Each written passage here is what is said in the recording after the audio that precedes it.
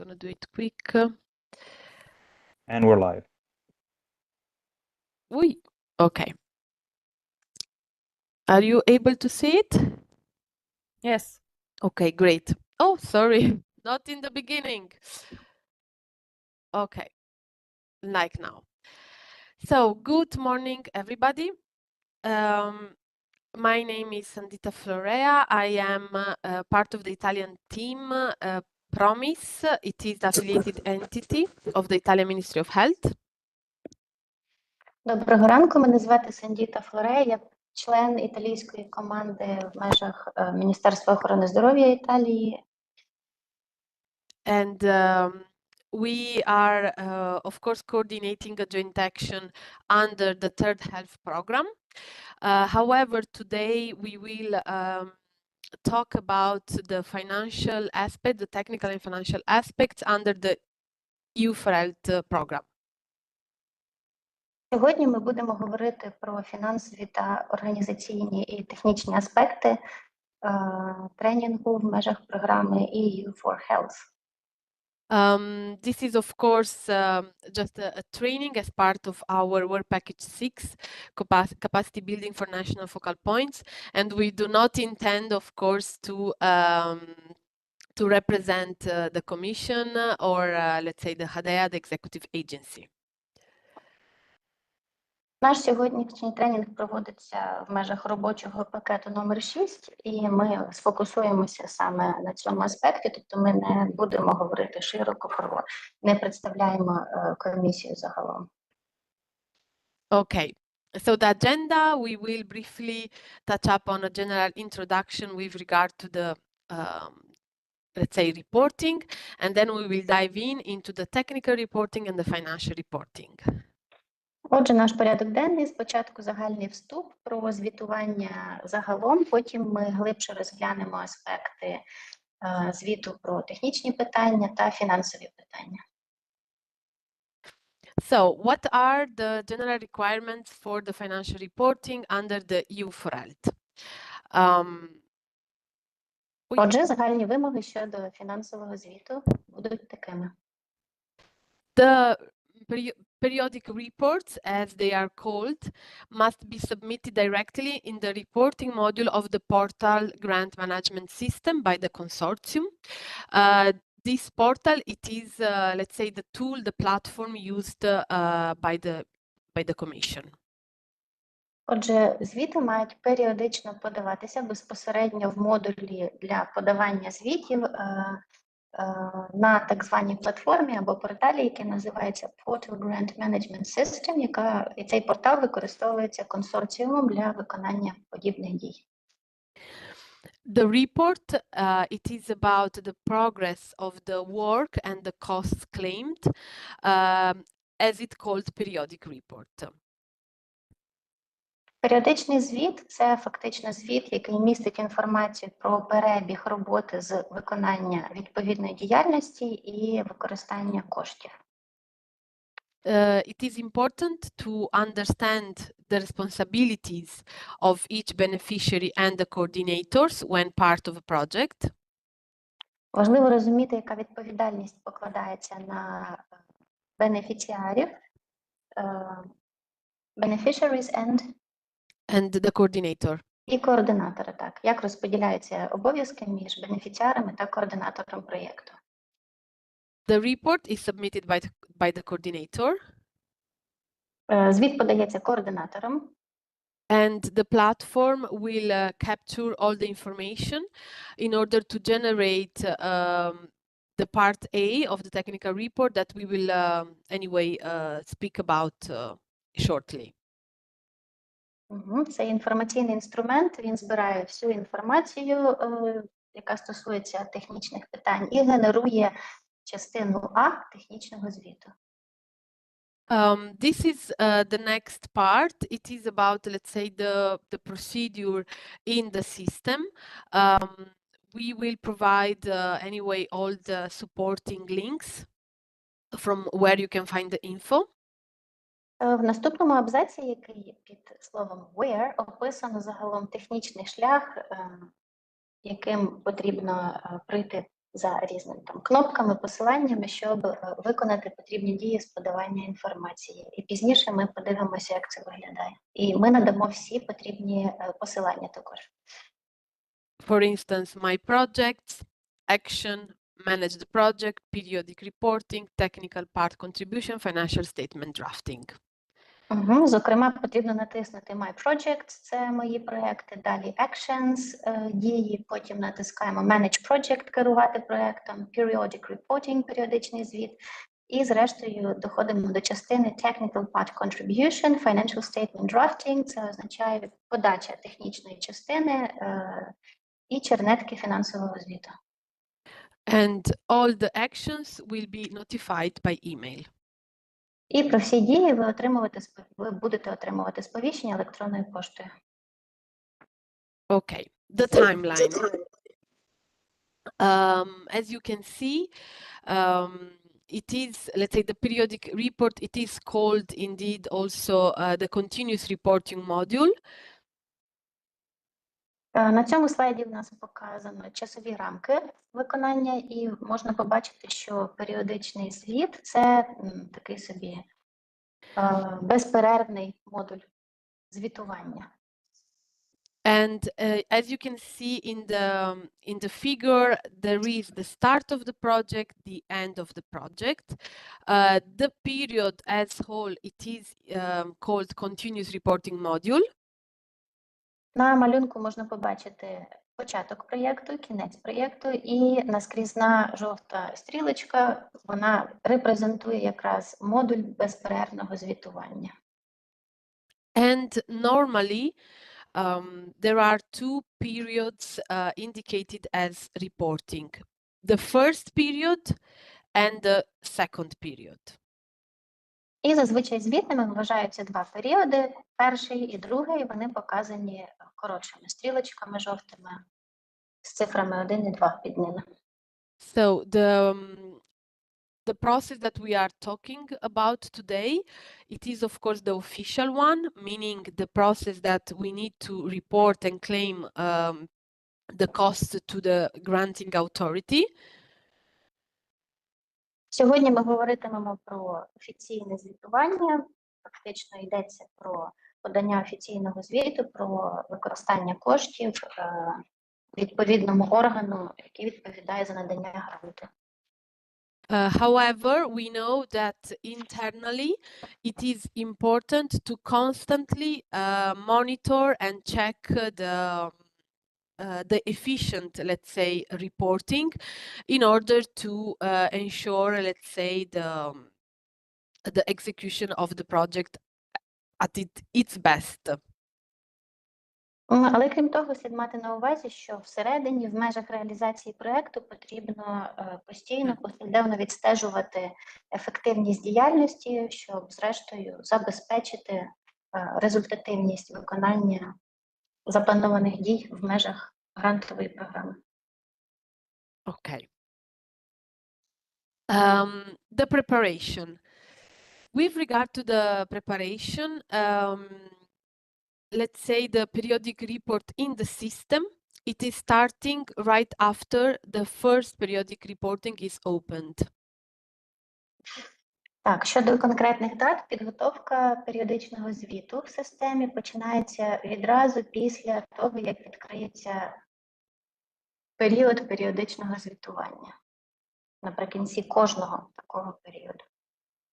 It is important to understand that there is a deadline for submission, 60 days, normally.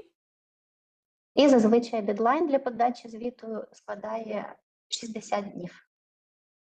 However, this deadline, it will be notified by the coordinator, and the process is intended 60 days as a whole, including, let's say, the duties of the coordinator. Але загалом конкретну дату подання звіту повідомляє координатор, тому що ці 60 днів вони охоплюють всю роботу над звітом загалом, включно з виконанням обов'язків координатора. Okay. It is important also to understand that the coordinator will lock and review the process. Therefore, at this point, the communication between the beneficiary and the coordinator, it is essential. Взагалі ключовою в цьому аспекті є комунікація між координатором і бенефіціаром, тому що в якийсь момент координатор має отримати інформацію, переглянути отриману інформацію. And any entries into the, let's say, into the system afterwards of the log of review by the coordinator will not be included in the periodic report. І після того, коли координатор, так би мовити, заблокує, призупинить виконання дії звітування, тобто якщо подавати інформацію після цього моменту, після того, як він заблокує, ця інформація вже не буде включена до звіту. Тому варто дотримуватися терміну. So again, to underline that the 60 days, it is the whole procedure, but technically the coordinator could request, let's say, a period of 20 days in order to collect all the info from all the beneficiary, for example. Тому, знову ж таки, наголошую, 60 днів – це загальна тривалість, але координатор, наприклад, може вказати період тривалістю 20 днів для збирання даних. Тому треба прислухатися до інформації координатора. Okay. The structure. The periodic report, as we called it, it is composed by the technical report, which is composed at itself by part A and part B, and the financial report. Тут ми розглядаємо структуру. Загалом періодичний звіт складається з двох частин. Це технічний звіт, він своєю чергою поділяється на частини А і Б, і фінансовий звіт. This part will be further explained by my colleagues Sara and Federica, so I will not keep on going on this. Мої колеги Сара і Федеріка докладніше розкажуть про ці частини, тому я на них не зупинятимусь. Okay. As well, the financial report, my colleague will dive in. However, let's say it is important already to keep in mind the structure, meaning the technical report, the financial report, and again the part A and part B of the technical report and what it contains, the financial report itself. So in our opinion, it is important, let's say, to have this structure in mind. Про фінансовий звіт також розповідатиме моя колега, але загалом слід мати уявлення про структуру звіту, пам'ятати, що є технічна частина, фінансова частина і те, що технічний звіт поділяється на частини А і Б. Okay. Again, with regard to the structure, it is important that all participants will contribute to this part, but at the end of the process of the periodic reporting and also the final, the coordinator will have to submit one single report. Щодо структури, звісно, всі учасники мають їх дотримуватися, але ще одна важлива річ, яку слід мати на увазі, це те, що наприкінці звітного періоду, після завершення всіх дій, координатор подає один спільний документ. The coordinator will have to check, of course, that the reporting it is updated, as we were saying in the beginning, that everybody have submitted the financial statements. Координатор має перевірити, чи всю інформацію додано, чи всі дані оновлено, чи всі учасники подали свої фінансові звіти. And also that there is a quality check with regard to the technical part between part A and part B. І також він має провести якісну перевірку технічного звіту, включно з частиною А та частиною Б. This is important to underline because the managing authorities and the granting authorities themselves, they underline the responsibility of the consortium, meaning of the coordinator and of the beneficiaries. Це важливо мати на увазі, оскільки ці обов'язки, на них наголошують органи, які керують всім процесом, грантодавці також, зокрема, з погляду консорціуму, ці обов'язки мають виконуватися, зокрема, перевірки, про які ми згадували. Great.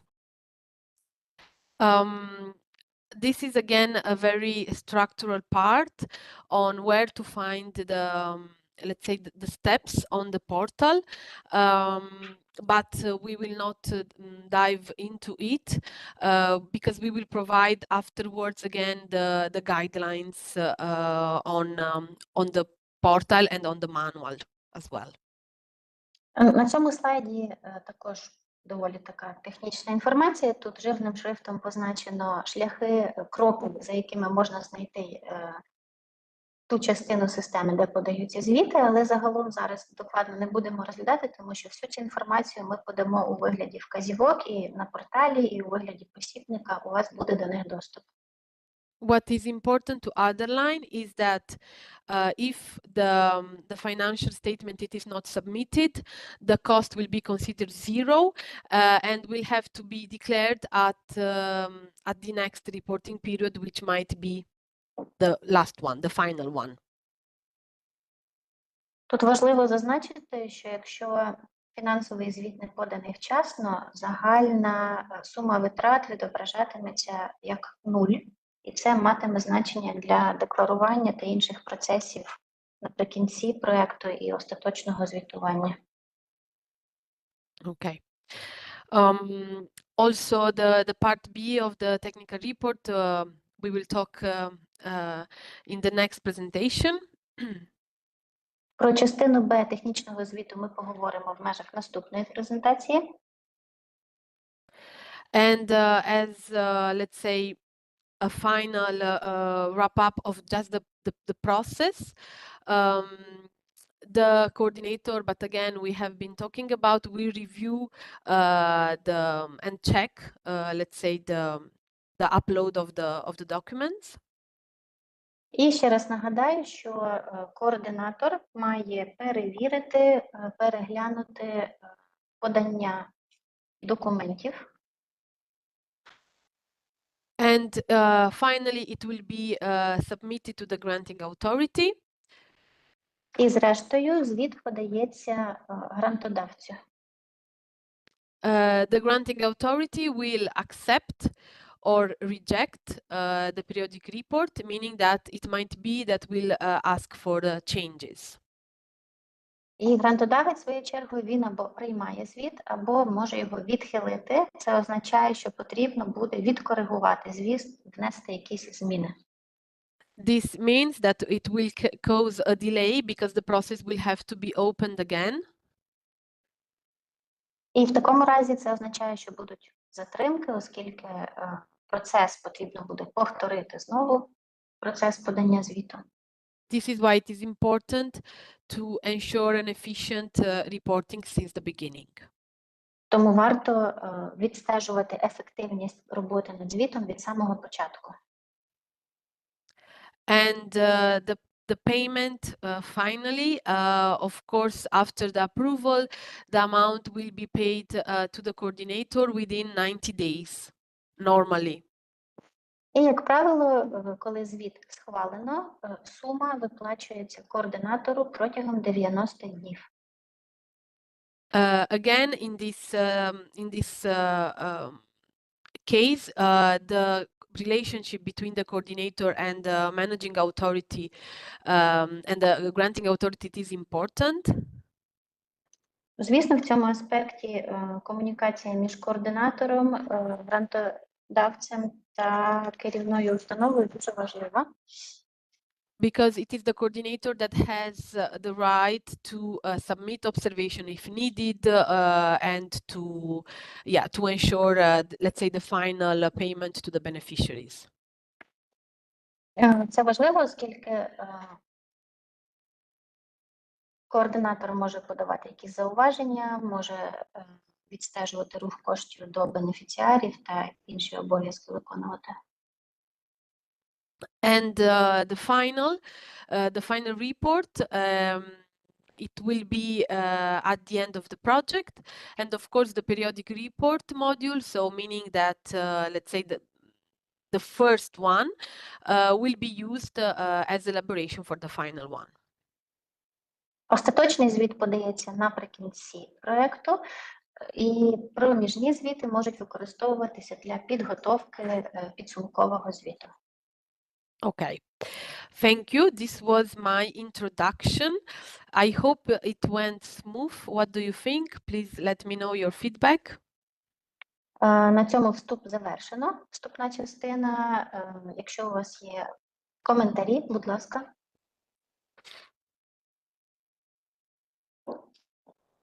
Colleagues? Колеги, запитання, коментарі. Should we continue like this? Yeah. For me, yes. Okay, great. So, There is a question, maybe. yeah, maybe.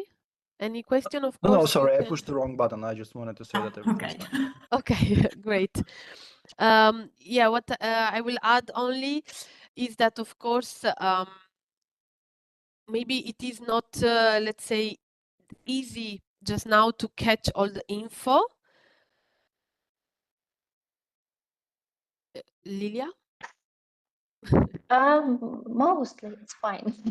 Okay. It's fine. If it's okay, if I get lost, Okay. I No, will I ask mean, probably something.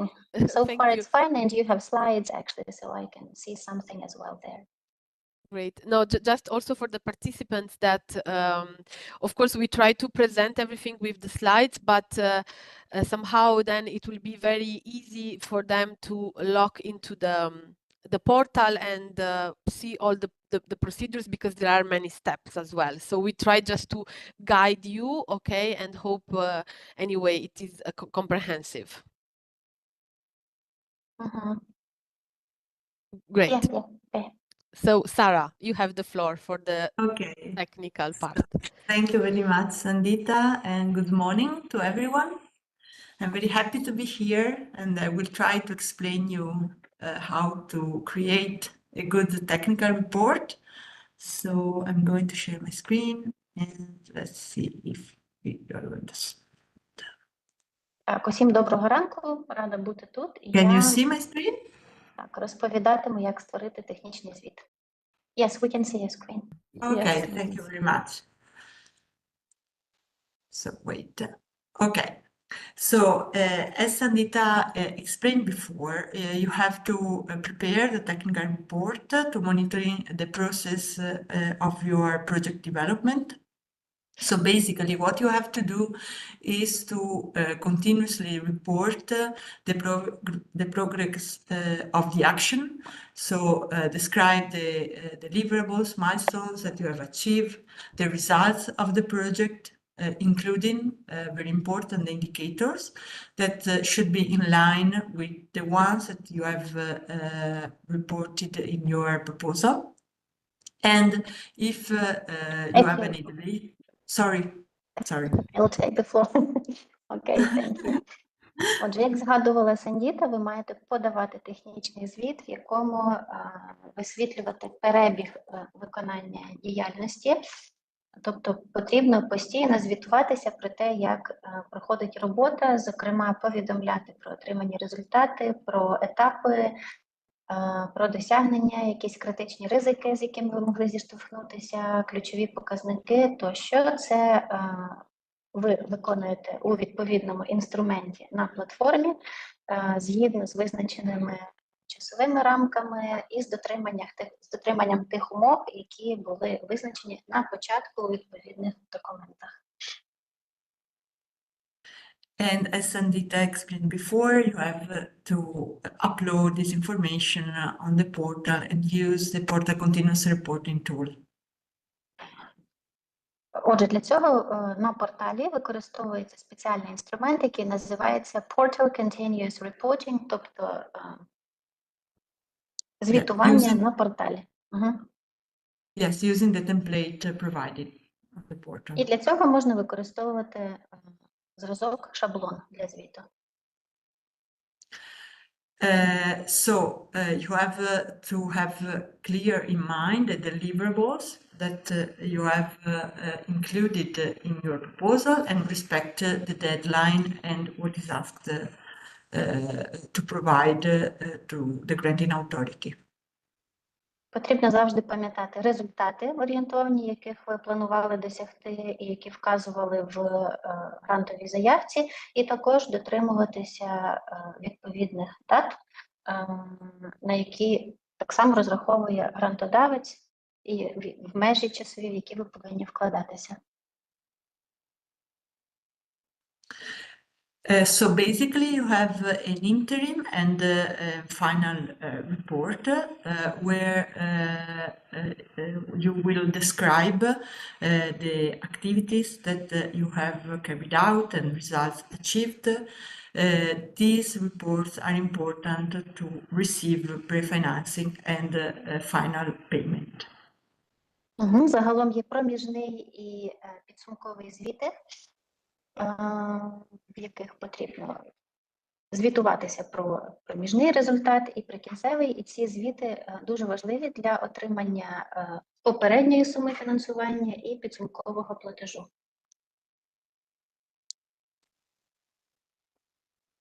So what is asked to report in the technical report?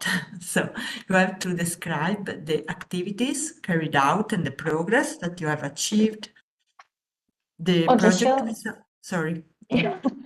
Отже, що має бути в технічному звіті? По-перше, ви описуєте дії, які ви виконали, і перебіг самого процесу, на якому етапі ви перебуваєте. The project results and, as mentioned, the indicators and also results related with communication dissemination activities and so demonstration of what you have carried out. Також ви висвітлюєте результати, яких досягли за проєктом,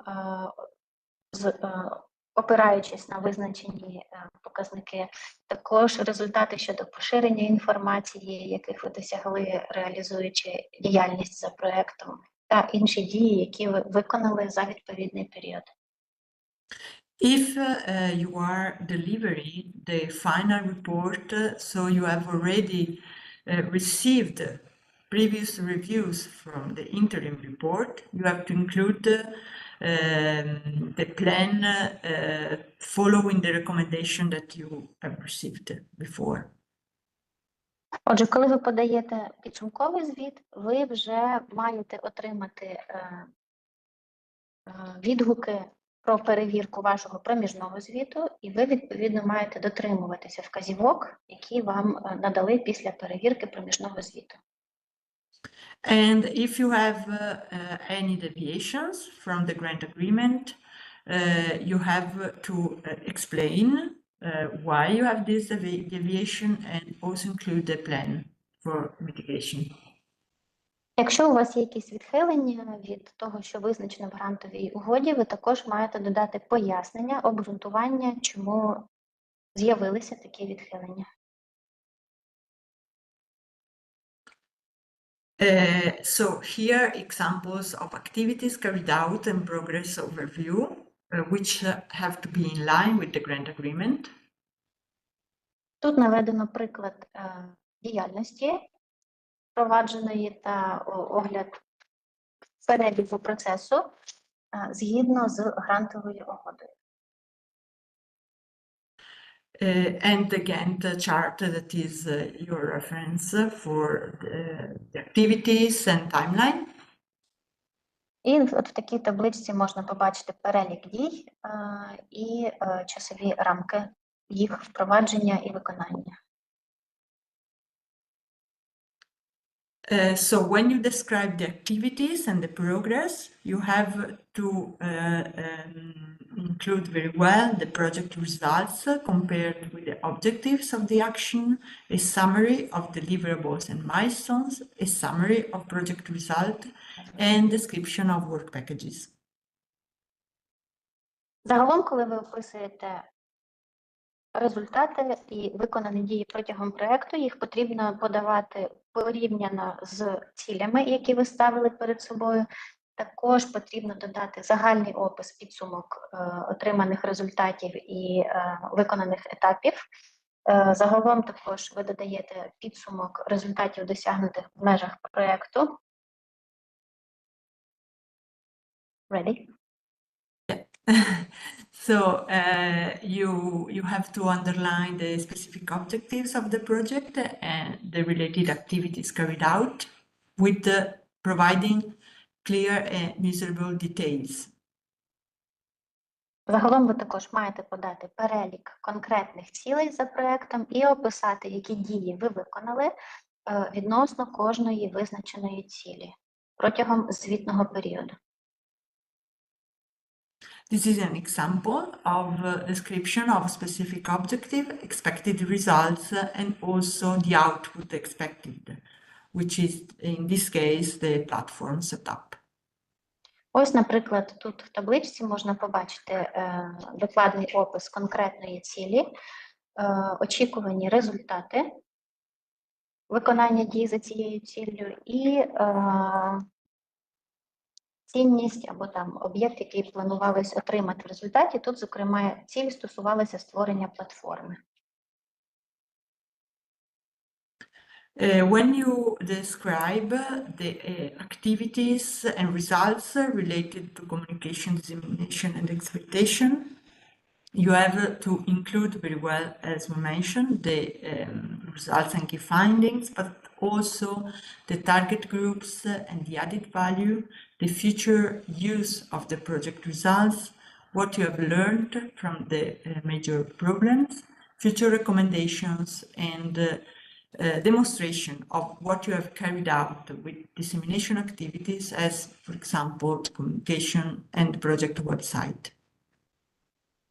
В частині звітування про діяльність, пов'язану з поширенням інформації, інформаційних кампаній, крім основних результатів, які ви досягли, потрібно також описувати цільові групи, додану вартість, отриману в результаті. Також ви описуєте потенційне подальше використання досягнутих результатів, описуєте найбільші проблеми, з якими ви зіштовхнулися під час реалізації, також даєте рекомендації з подальшої аналогічної діяльності з поширення інформації, наприклад, використання вебсайту вашого проєкту тощо.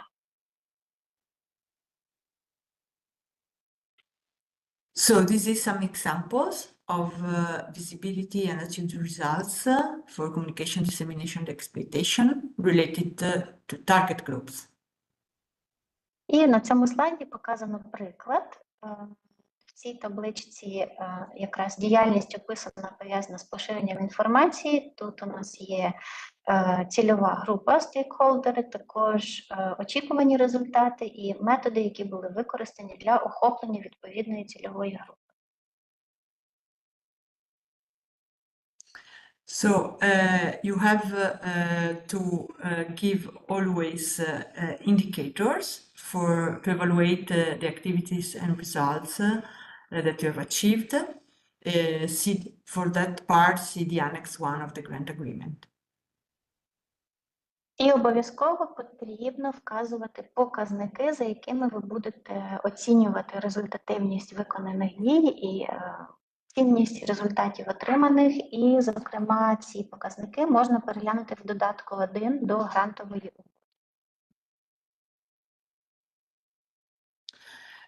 Also, as mentioned before, provide evidence of dissemination activities, for example, photos, articles that has been published, for example, or the list of participants of the events that you have carried out. So underline the strengths and weaknesses of your dissemination activities and the project results achieved. І коли ви проводите діяльність, пов'язану з поширенням інформації, потрібно додавати докази проведених дій. Це можуть бути, наприклад, фотографії або статті, опубліковані в якихось засобах інформації. Це може бути список учасників заходу, який ви провели. Також ви описуєте переваги і недоліки проведеної діяльності і описуєте їх в звіті. So this is an example of dissemination activities overview. Це приклад діяльності з поширення інформації. Як можна це оформити? You have to describe very well the activities carried out per each work package. So describe the work package number, the activities carried out, details of the work that each beneficiary has been developed, and related results achieved. Слід описувати діяльність, виконану за кожним робочим пакетом. При цьому ви вказуєте номер робочого пакету, описуєте дії, які були виконані в межах відповідного пакету. Також докладно описуєте роботу, виконану кожним бенефіціаром, і оцінюєте відповідні, також описуєте дії з оцінки результатів. And include any deviations, if any. І якщо були якісь відхилення від плану, ви також їх додаєте і пояснюєте. Okay, this is an example. We can skip. As mentioned, if you have received any recommendation from previous reviews, you have to include and follow up what you have received. Як я згадувала, якщо раніше за попереднім звітом ви отримували якісь рекомендації, ви маєте їх втілити і дотримуватися під час подальшої роботи над звітами. І вказати також, яким чином ви втілили, реалізували рекомендації. If you have any deviations from the grant agreement, you have to explain why, which tasks are not fully implemented and or objectives not achieved, which are the alternative plans that you are going to implement, and explain if there are any deviations, in particular for person months involved, and any change, for example, also related with the budget. Також ви описуєте, чи були якісь відхилення від планів, викладених в додатку 1 до грантової угоди, описуєте, чому не вдалося досягти якихось цілей або реалізувати якихось завдань, описуєте альтернативний план дій, якого ви дотримувалися, також описуєте відхилення, наприклад, що стосується кількості людини місяців за робочими пакетами, чи якихось інших дотичних до фінансування питань. If you have any unforeseen subcontracting, you have to explain very well why you want to include it, which kind of tasks they are going to perform, and always ensure the best value for money. Якщо, наприклад, вам довелося відхилитися від плану і залучити підрядників, які не планувалися, вам потрібно докладно описати, які завдання, яку роботу виконуватиме такий підрядник, які завдання перед ними стоятимуть, з якої причини це сталося, і обов'язково слід дотримуватися принципу отримання найкращої якості за прийнятну ціну. Okay, thank you. Дякую. And if you have any questions, I'm here. Thank you very much, Sarah. Any questions, colleagues? What if we participate in, let's say, 2 tasks from the whole work package, and there are multiple deliverables that are not specifically tied to the one task, but tied to whole package? Maybe they somehow divide, or we need to do all of them, complete all of them. So if I have understood well, you are saying that there is a deliverable related with the work package and not related to specific tasks, right? Yes. Okay. And which is the question? Maybe they somehow divide if we are not participate in all of tasks from the package. For the creation of deliverable, I would suggest that the work package leader should discuss with all the participants, okay? And in general, the work package leader should ask the parts to who, the participant, actually who is developing each part and put together information. But you should discuss with the work package leader. Okay. Thank you. Okay, shall I I don't know translate if the question? Sandy, do you want to add or Federica? Let's I'll summarize, yeah? yeah, the interpreter will summarize and then I will add something. Thank you. Окей. Отже, запитання стосувалися ситуації, якщо, наприклад, робота ведеться над кількома завданнями в межах робочого пакету і очікуються результати за цим пакетом, які стосуються пакету загалом, але не тих завдань, над якими працює якась робоча група. В такому разі порада така: узгоджувати звітування з керівником робочого пакету і піднімати ці питання в розмові з ним. Наприклад, він може взяти ваші результати, додати до загального звіту тощо. Тобто в будь-якому разі ваша цільова особа – це керівник робочого пакету. Yes, thank you. So, Katerina, as Sarah was mentioning, I will also suggest to discuss with the work package leader what it is important for you as beneficiaries, let's say, of course, is to first keep track of the activities that you have been doing as resources. Anyway, it is useful for you overall also to claim all the costs. For example, you participated to a meeting, and then a report was produced, for example. This is important information that you need to keep track. With regard to the reporting, it is important, of course, that if you are not the work package leader, but you are participating to the task, it is important that the work package leader will consolidate all the reporting, and communication is key, is essential. Might be obvious, but of course we need to remind it. And then the work package leader will itself coordinate with the coordinator. Okay, so let's say that it is important for you just to make sure you understood all the instructions, and of course if you have questions you can ask, but normally, let's say, it's the work package leader that will, in this case, provide specific instructions. Okay. Thank you. Так, і додаткові зауваження щодо того самого питання. Загалом для виконавців, які працюють лише з якимись конкретними завданнями в межах робочого пакету, слід обов'язково відстежувати і фіксувати всі виконані дії, подавати заявки щодо компенсації витрат. Наприклад, якщо ви берете участь в якійсь нараді, в якійсь зустрічі, потім маєте готувати звіти, ви все відстежуєте, фіксуєте.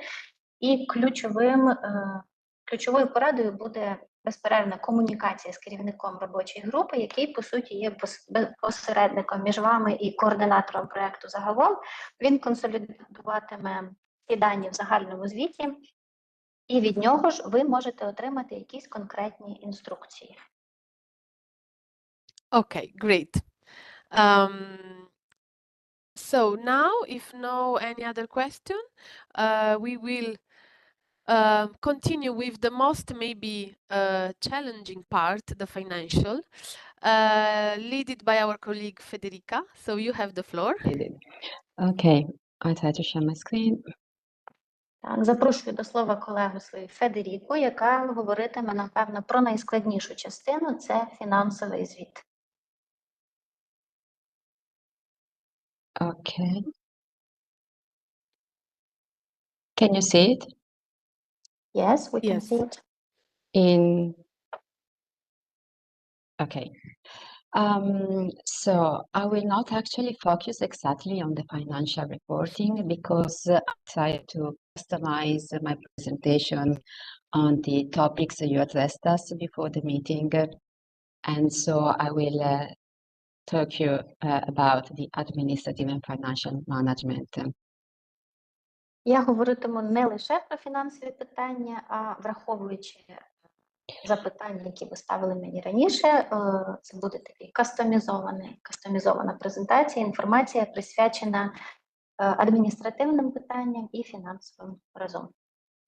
And in fact, you will see your questions here in the presentation in red with the yellow arrow, just to identify it, and I try to answer to your questions. І, наприклад, на слайді ви можете побачити біля жовтої стрілочки запитання від вас, воно виділено червоним кольором, можна переглянути ще раз. Okay, А ми приділимо йому увагу. Yeah, please. Sorry, let's start with the definition of eligible cost and the description. So a cost to be eligible has to be connected with the action as described in Annex 1. It has to be necessary for the implementation of the action, reasonable and justified, incurred within the duration of the action, with some exception, actually incurred by the beneficiary or affiliated entity, and identifiable and verifiable. Отже, прийнятні витрати або ті витрати, які покриваються грантом, згідно з загальними положеннями, ці витрати повинні бути пов'язані з діяльністю, яка описана в додатку 1. Також ці витрати мають бути включені в орієнтовний кошторис реалізації проєкту. Можна переглянути в останній версії додатку 2. So one of your Not yet, sorry. Отже, ці витрати мають бути обов'язкові для виконання діяльності, вони мають бути обґрунтовані, вони мають бути понесені виконавцями під час виконання діяльності, крім деяких винятків. Також це мають бути витрати безпосередньо бенефіціара або афілійованих осіб, і вони мають бути підтверджуваними і такими, які можна визначити, описати. Yeah, ready. Okay, so one of your questions was, do separate financial accounts need to be maintained for EU4Health projects, or can a single consolidated account be used? And the answer is that you don't need a separate account as far as the revenues and expenditures are identifiable and verifiable in your accounting system. І конкретне запитання, яке ставили, чи потрібні окремі рахунки для різних проєктів в межах EU4Health, чи можна вести якісь загальні консолідовані записи відстеження? Відповідь така, що немає потреби в окремих рахунках. Якщо всі витрати можна чітко простежити за вашою бухгалтерською фінансовою документацією, окремо рахунки відкривати не потрібно. So just a quick note for when reporting, you have to claim cost in euros. And in this slide, I put a couple of links to EU Financial Official Journal and the European Commission website, where you can check and find the average of the daily euro exchange rates to be used for the reporting. І важливе зауваження, всі кошти компенсації, яких ви очікуєте, потрібно вказувати в євро. І на цьому слайді є два посилання, за якими можна перевірити поточний середній курс обміну, щоб враховувати його у своєму звіті. Okay, these are the categories which are divided in direct costs, which include direct personnel costs of employees, natural persons with direct contract or seconded person, subcontracting, purchase cost, in which you can claim travel accommodation and subsistence allowance, and then later we see the difference between actual and unit costs, equipment and other goods and services. Тут можна побачити категорії бюджету, зокрема це прямі витрати, в частині A у нас тут перелічені витрати на персонал, зокрема на співробітників, на фізичних осіб, які працюють за безпосередньою угодою, на відряджених осіб, також витрати в частині Б за субпідрядом, тобто залучення третіх осіб, які мають виконувати певні дії, і в частині С витрати на придбання різних послуг або товарів, наприклад, обладнання, це покривання витрат на проїзд, проживання тощо. That indirect costs, which are a flat rate of 7% of the total direct cost, and the sum of direct costs and indirect costs gives you the total budget of your action. І також є непрямі витрати за фіксованою ставкою, яка складає 7% від загального обсягу прямих витрат, і загалом прямі і непрямі витрати це в сумі складають ваш бюджет. Okay. Here comes another question. If necessary, how is the reallocation between cost categories handled, if possible at all? And this point refers to the principle of budget flexibility, which is set out in Article 5.5 of the Grant Agreement. And of course, it is possible to reallocate costs among categories. There are some limits that then we list, but also always consider that the budget, the estimated budget, is an estimation, as the name says. So the budget is therefore in principle flexible, provided that the maximum grant amount do not increase. Отже, цей слайд стосується гнучкості, і тут ми розглянемо запитання, яке ставили. Отже, чи можна перерозподілити кошти за різними категоріями витрат, чи це можливо в принципі? Отже, згідно зі статтею 5.5 грантової угоди передбачається певна гнучкість бюджету, і, в принципі, бюджет гнучкий за тієї умови, що максимальна сума за грантом не перевищена.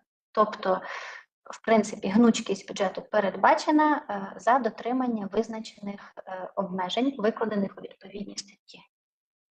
So in most of the cases, you can adjust the budget without an amendment, just giving a justification of the variation. And of course, this has not to imply any substantive or important change to the description of the action. This, Can I okay. please? Отже, загалом бюджет, використання бюджету можна коригувати без внесення змін грантової угоди, зокрема, але потрібно дотримуватися такої умови, що ваші зміни обґрунтовані і не передбачають сутнісних або важливих змін в описі виконання передбаченої грантом діяльності. Okay, generally speaking, an amendment or simply or other kind of approval is needed when the changes are related to the budget category for volunteers or for subcontracting or for lump sum costs that may vary the grant amount. Потрібно зауважити, що якщо якась категорія бюджету стосується залучення волонтерів або ще аналогічних сутнісних змін, в такому разі потрібно вносити зміни в грантову угоду, тобто це не охоплюється гнучкістю бюджету.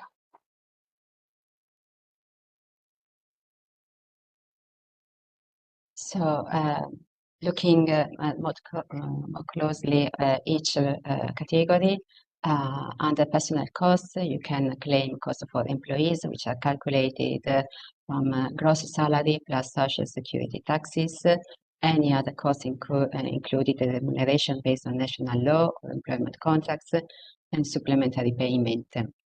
And the costs for natural person and seconded person are calculated in a similar way to employees, and they have to have similar costs of employment.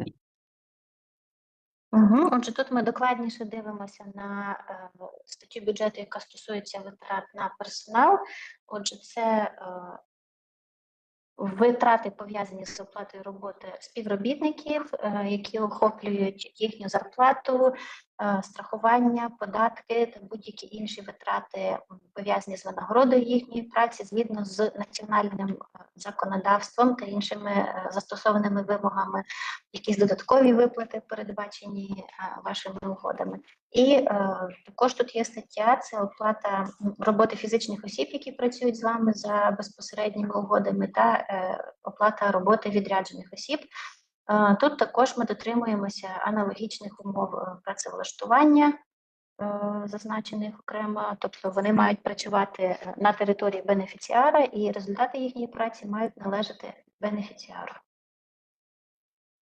So this is the formula to calculate personal cost, and just keep in mind that for the number of annual productive hours, the beneficiary may choose among 3 different methods.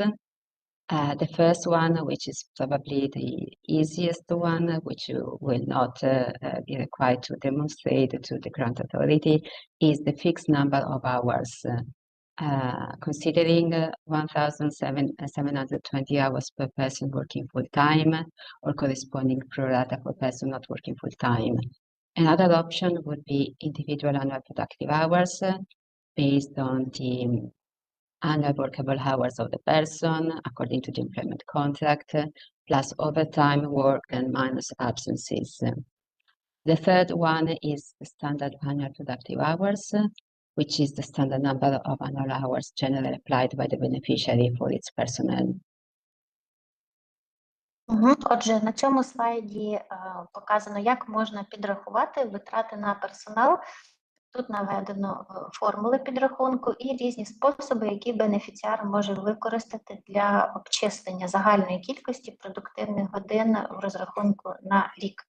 Є 3 способи загалом. Перший з них найпростіший і, в принципі, можна його не включати в звіт. Це фіксована кількість годин, 1720 годин з розрахунку на осіб, які працюють повний робочий день. Другий спосіб – це індивідуальна кількість робочих годин, тобто загальна кількість годин, які людина працює протягом року на бенефіціара, і ця кількість розраховується за індивідуальних умов, які потрібно прописувати.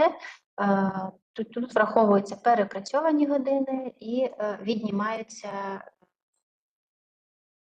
час, коли людина була відсутня, наприклад, хворіла або була у відпустці. І третій спосіб – це обрахунок стандартної кількості продуктивних годин протягом року. Це стандартна кількість робочих годин, що загалом застосовується бенефіціаром в розрахунку роботи його персоналу згідно з внутрішніми порядками.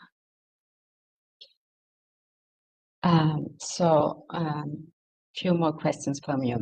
How is the distribution of personal month among staff members managed? Is it allowed to involve additional experts without exceeding the specific personal month limit?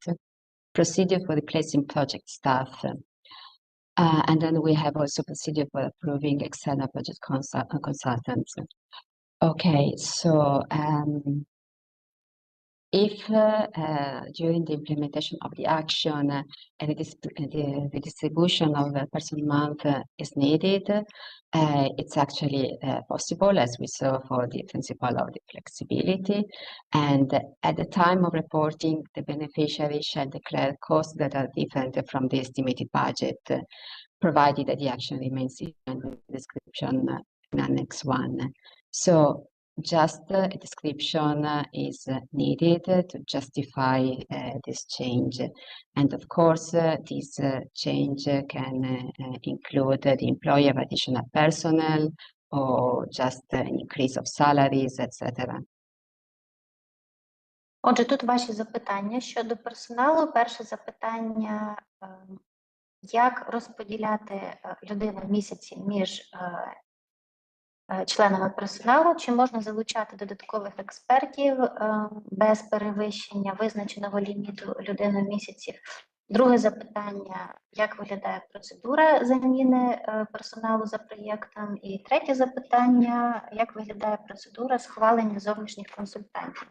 Отже, щодо розподілу людина місяців, визначених на початку. Ми вже говорили, що бюджет доволі гнучкий, тому, в принципі, якщо немає перевищення, перерозподіл цілком здійснюваний, лише потрібно на етапі звітування описувати і обґрунтовувати, які зміни довелося втілити. Це, наприклад, може бути залучення додаткових працівників, збільшення зарплати тощо. Тобто головне у звіті обґрунтовувати застосовані вами зміни щодо персоналу.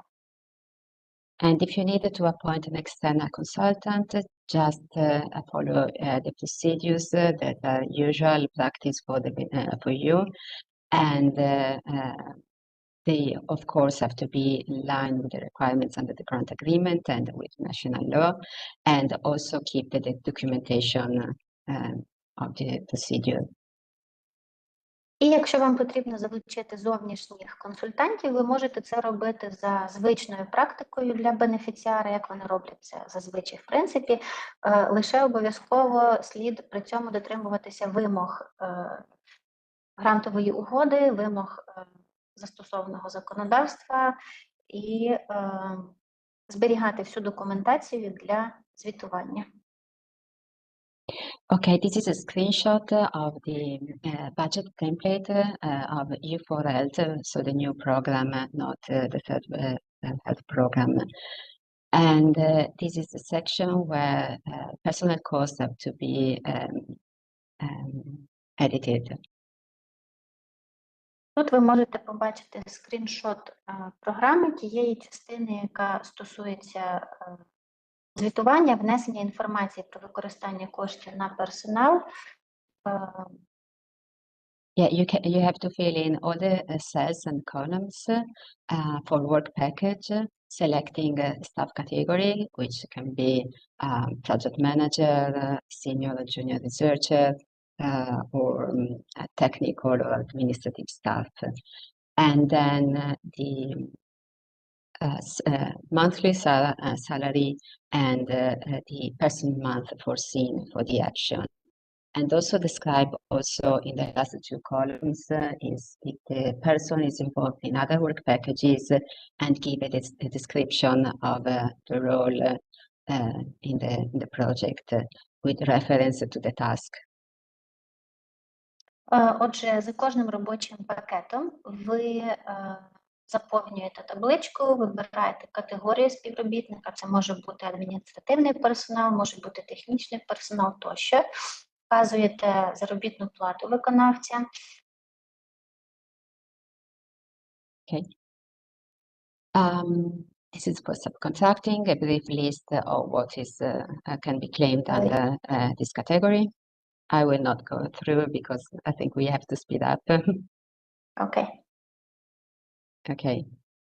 And this is the screenshot of the budget template for subcontracting, where you have to describe the subcontractor, giving the name if already known, and the cost, and the description, of course. If the cost for subcontracting exceeded 30% of the total cost, you have to give a justification. Це скріншот стосується підрядників. У відповідній частині ви також вказуєте назву, вказуєте кошти потрібні для оплати, додаєте потрібні коментарі, і також є зауваження, що якщо витрати на субпідрядників перевищують 30% від загальної суми бюджету, потрібно додавати обґрунтування. Travel subsistence, here under this category, you can claim costs for travel for your personnel, collaborating stakeholders, invited experts, speakers, board members, trainees, and other participants.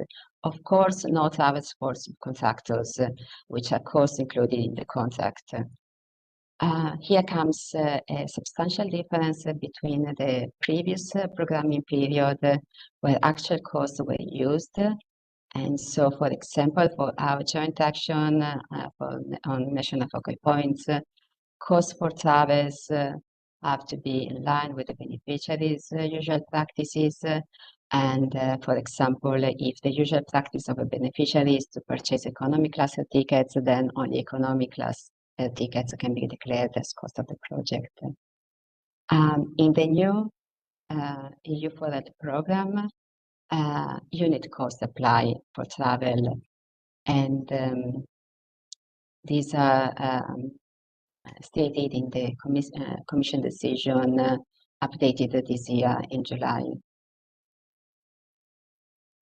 Отже, розділ, що стосується покриття витрат на транспорт, на проїзд і проживання.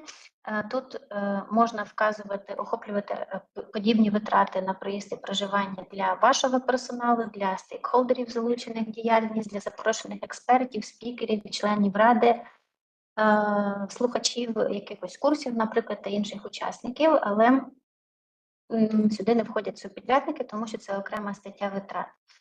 Потрібно врахувати, що фактичні витрати мають узгоджуватися з тим, як зазвичай бенефіціар витрачає кошти. Наприклад, якщо зазвичай бенефіціар купує квитки в економ-клас на літак, потрібно дотримуватися цієї практики і купувати лише квитки в економ-клас.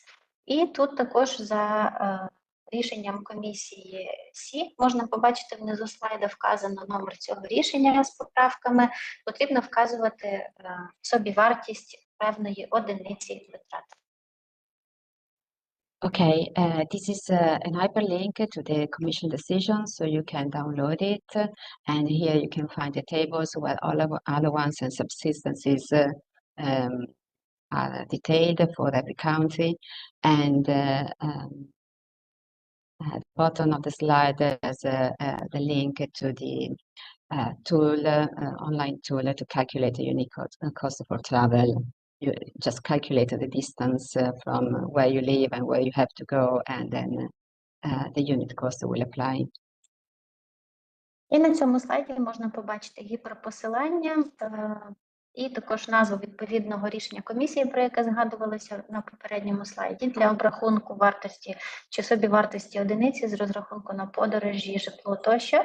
І за посиланням ви знайдете калькулятор, онлайн-калькулятор, інструмент, за яким можна розрахувати собівартість з розрахунку на подорожі, відрядження тощо, вказавши кілометраж і інші деталі, вказані в інструменті, і отримати відповідну одиницю розрахунку. And this is the template, the budget template for travel subsistence, and you have to describe what kind of meeting you are attending, for how many people, and then detail the travel cost, accommodation, subsistence, as seen in the slide before. Always describing the kind of workshop and meeting, and if there's if other work packages are involved. Отже, тут видно скріншот із частиною звіту, де ви вказуєте цю статтю витрат на відрядження, проживання, подорожі. Ви вказуєте тип витрати, про яку описуєте, який саме захід було проведено, чи це була зустріч, воркшоп тощо, кількість людей залучених, на які потреби знадобилися кошти, і додатково в крайніх колонках прописуєте, чи стосується діяльність інших робочих пакетів та інші дотичні коментарі. For example, if it's a 2 days meeting, of course you will have to put the amount per unit, and for cost travel just one number of unit, accommodation cost one number, and subsistence two, of course, because 2 days. This is quite easy, I think. І якщо, наприклад, у вас якийсь дводенний захід, то ви вказуєте у відповідній колонці вартість з розрахунку на один день, а потім воно перераховується на кількість днів. Гадаю, вам має бути доволі просто користуватися інструментом. This is a list of equipment. They have to be specific for the action, and the eligible cost is the portion of equipment's depreciation, and cost for renting as well, or for leasing the equipment. And of course, office equipment and software are not included in this budget category, but they are part of the indirect cost. Щодо обладнання, в цьому розділі ви вказуєте обладнання, яке конкретно потрібне для виконання відповідної діяльності. Наприклад, можна враховувати амортизаційні витрати на період виконання діяльності лише за тією умовою, якщо вони вказані в рахунках, звітах бенефіціара. Наприклад, офісне обладнання і програмне забезпечення не включається в розділ обладнання. Це буде частиною непрямих витрат. Okay, and this is the budget template for equipment. And as you see, the scheme is always the same as seen before. And so you always have to provide a description of the equipment and the cost. Це скріншот частини звіту, шаблону звіту, де ви вказуєте обладнання. Як ви бачите, схема, в принципі, подібна до попередніх розділів. Ви описуєте потрібне обладнання, описуєте його ціну для обрахунку підсумкових витрат цієї категорії. Other goods and services is the last category, and some examples are of cost that goes under this category are dissemination and information, specific evaluation of the action, the certificates of financial statements, translations, consumables and supplies, and financial guarantee, if any. І останній розділ – це інші товари та послуги. І, наприклад, це не вичерпний перелік, але кілька прикладів. Це, зокрема, поширення інформації, інформаційні кампанії, свідоцтва фінансових звітів, конкретна оцінка ведення діяльності, виконання перекладу, відтворення звітів, якісь витратні матеріали неофісного штибу і вартість фінансових гарантій, якщо це застосовано. And this is the section of the budget template for other goods. And if you see, there are some other goods already listed, and you can find here the audit fees for the certificate of financial statement. І тут шаблон відповідної частини звіту. Як ви бачите, тут частково вже додана інформація. Тут є попередньо визначені категорії витрат. Інші категорії стосуються конкретно тієї діяльності, яку ви виконуєте. Always remember that for EU4Health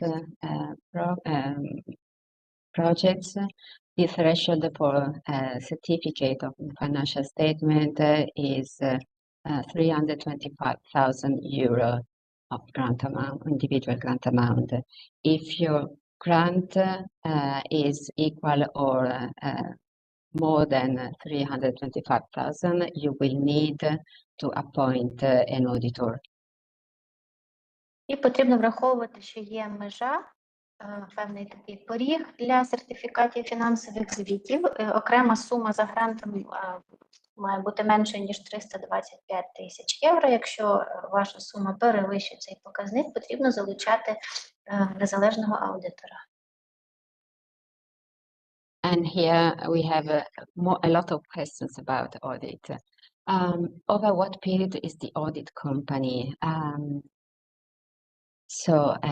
The certificate on the financial statement must be provided for entities that participate as beneficiary or affiliated entities, provided that it is required under the grant agreement, of course, and that certain threshold of declared expenditure are met.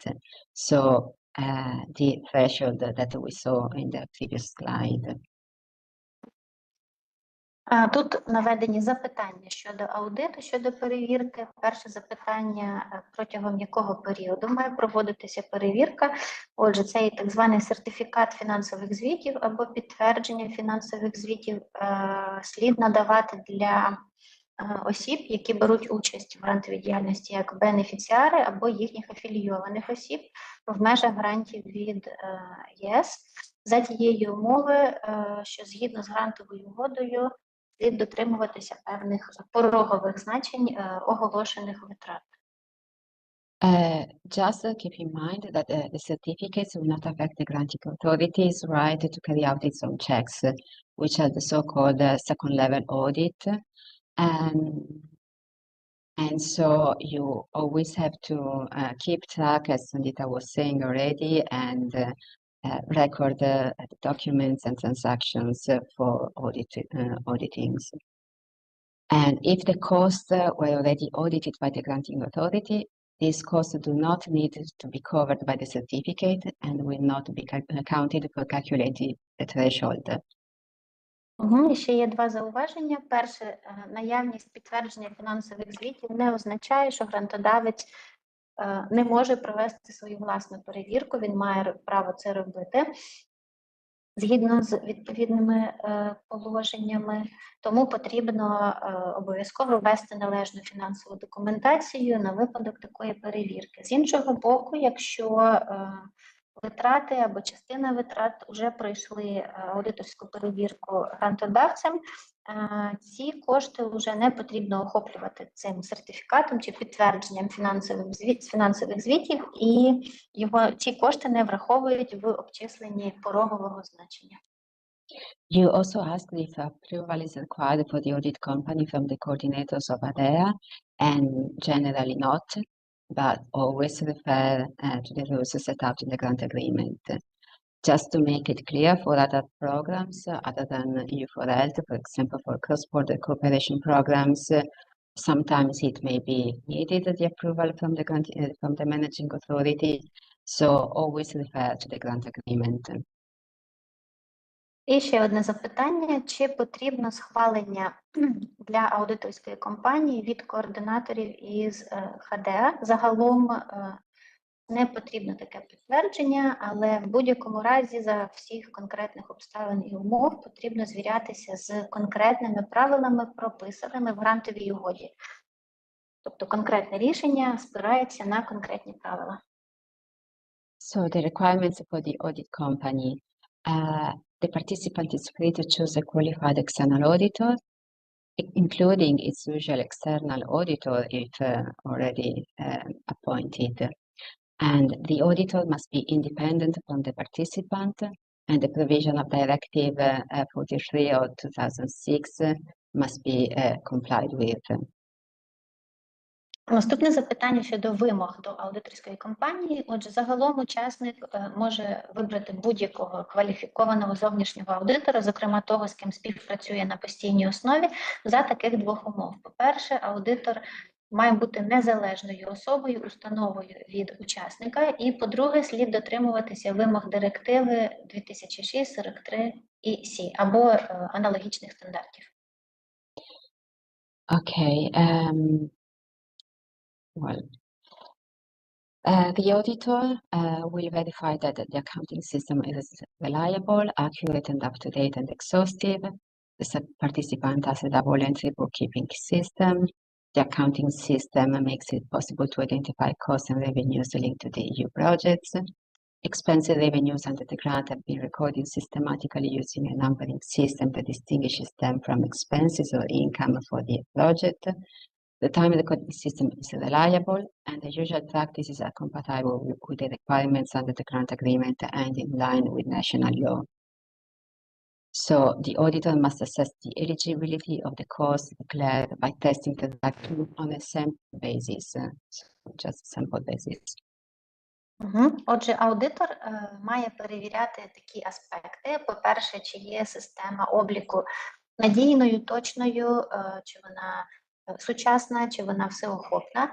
Також аудитор перевіряє, чи учасник дотримується системи подвійного бухгалтерського обліку, чи є облікова система, чи можна за обліковою системою визначити витрати, пов'язані з конкретним проектом.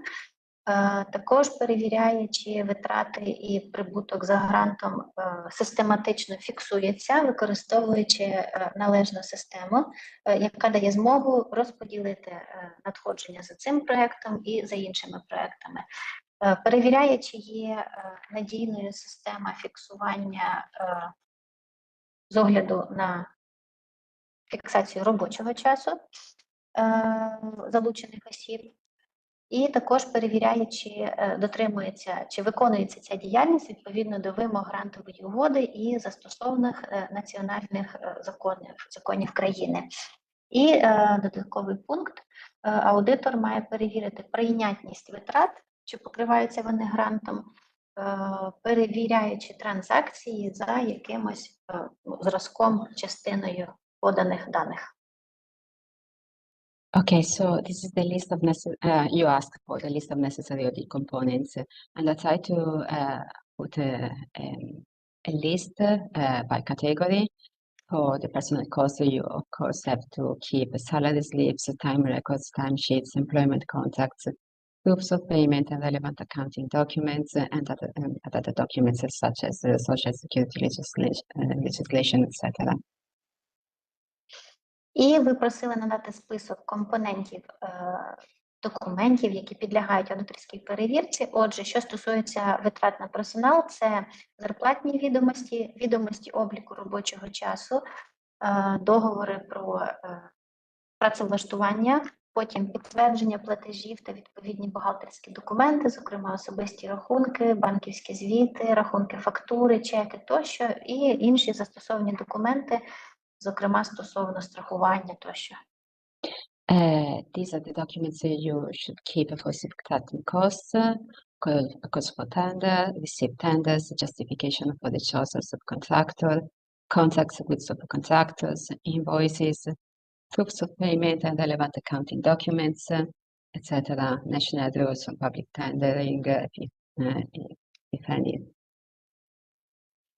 Щодо підрядників, ви подаєте або перевірці підлягають такі документи, це оголошення тендерів, якщо застосовано, отримані тендери, якщо застосовано, обґрунтування вибору підрядника, потім контракти з усіма підрядниками, відповідні рахунки фактури, підтвердження платежів та відповідні бухгалтерські документи і, в принципі, всі інші застосовані документи згідно з національними вимогами до оголошення загальних тендерів, якщо це застосовано, відповідно до директив ЄС тощо.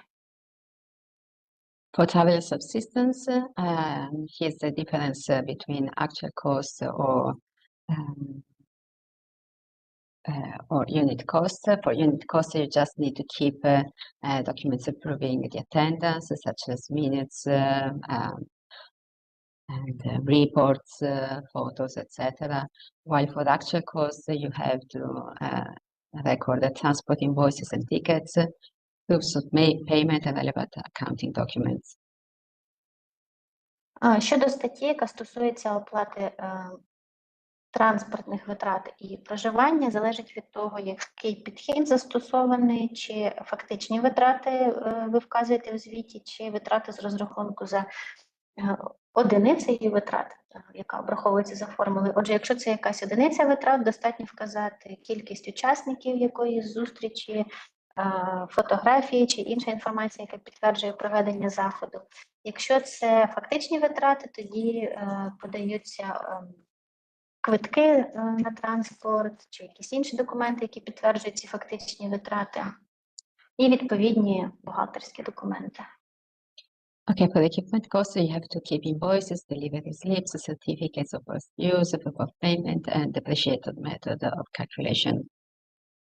І що стосується обладнання, потрібно зберігати, перевіряти рахунки фактури, квитанції про доставку, про перше використання обладнання, підтвердження платежів, і знову ж таки відповідні бухгалтерські документи і спосіб обрахунку амортизації. Okay, other goods, again, invoices and proofs of payment, and for financial support to third parties, you can find here the list of documents you need if applicable. Specific cost categories based on unit cost, flat rates, and lump sum do not need to be checked. So the certificate on financial statements covers only cost categories on the basis of actual costs or costs according to usual cost accounting practices. They don't need to check for unit cost claimed. Отже, на цьому слайді перелік документів. Перший список стосується витрат на інші товари та послуги. Тут ми знову ж таки перевіряємо рахунки фактури, підтвердження платежів і відповідні бухгалтерські документи. В другому переліку наведено документи, які стосуються фінансової підтримки третіх осіб, якщо це застосовано. І також варто зазначити, що конкретні категорії витрат, які спираються на одиницю витрат, фіксовану ставку або загальну суму, їх не потрібно перевіряти, і підтвердження фінансових звітів стосується лише категорій витрат на основі фактичних витрат або витрат, які обліковуються згідно з їх стандартними практиками.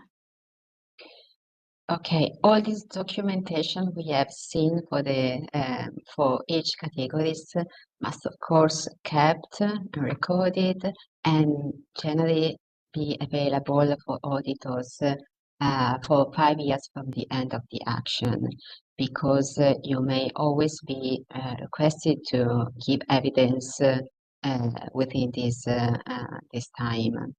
And also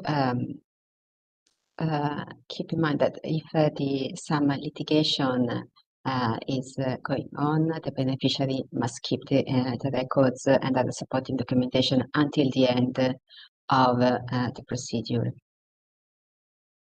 Отже, майте, будь ласка, на увазі, що всі документи, які ми щойно переглядали, які потрібні для перевірки, згідно з правилами, їх слід зберігати на випадок аудиторської перевірки протягом 5 років після завершення виконання діяльності. І також додатково, якщо, наприклад, бенефіціар залучений в якийсь судовий процес, відповідні документи мають зберігатися до завершення такого судового процесу.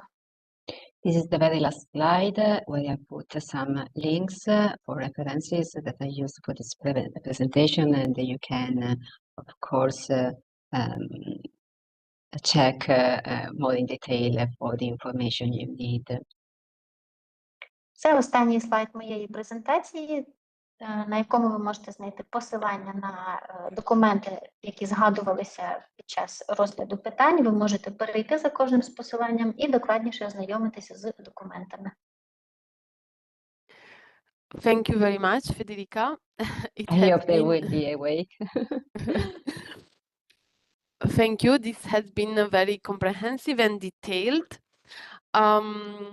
We hope to have covered all your doubts. If you have any other questions, we still have some time.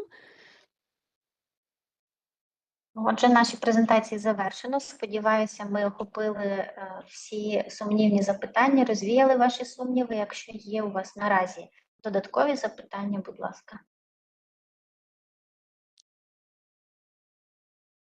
Also, we will make sure to send you the PowerPoint presentation. Also, more details with regard to where to find the information, especially for my part, because as I was saying, what I have presenting in general, it is also useful to follow, let's say, all the steps from the portal.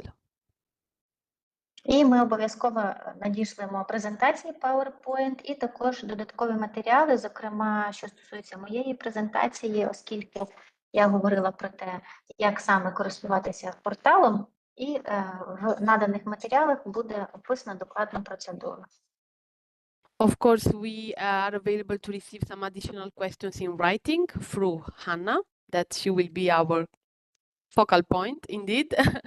And please do not hesitate again to reach out to us through Hannah. We thank you very much for your attention, and we hope to collaborate soon, maybe within European projects. So we wish you good luck to everybody, and thank you very much, Lilia, for your effort for interpreting consequently, and thank you to my colleagues for the presentation, and to Pietro for the technical support.